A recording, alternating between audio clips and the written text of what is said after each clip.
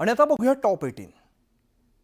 Top 18 प्रायोजक defence career academy. युवक युवतींनो, भारतीय सैन्यात घडवा अभिमानास्पद करिअर.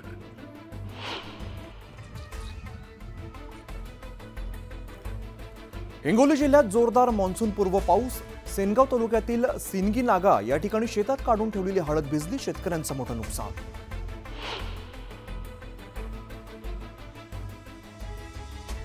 छत्रपती संभाजीनगरच्या शिवाजीनगर परिसरात भुयारी पूल बनवला, मात्र पावसामुळे पूल तुंबल्यामुळे वाहनधारकांना करावा लागतोय अडचणींचा सामना.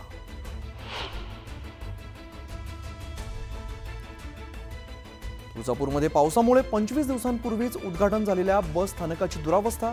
पावसाच्या पाण्याने बस स्टँडला गळती, प्रवाशांची गैरसोय. 8 कोटी पावसाआधीच पाण्यात.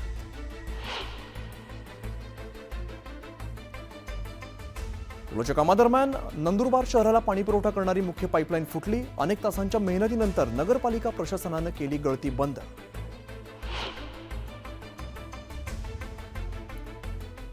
रत्नागिरी जिल्ह्यात आतापासून सुकी मच्छी साठवून ठेवण्याची लगबग. पावसाळ्यामध्ये समुद्रात असते मासेमारीवर बंदी.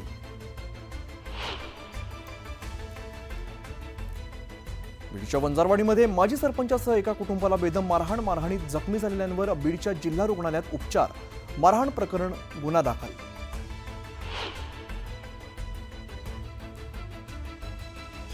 उल्हासनगरमध्ये कागदी पुठ्ठ्यांच्या गोदामाला आग. अग्निशमक दलाची 3 वाहनं घटनास्थळी दाखल. आगीवरती नियंत्रण मिळवण्याचे प्रयत्न सुरू. छत्रपती संभाजीनगर शहराजवळील सातारा परिसरात दुधाचा टँकर उलटला. टँकरमधून सांडत असलेलं दूध गोळा करण्यासाठी नागरिकांची झुंबड.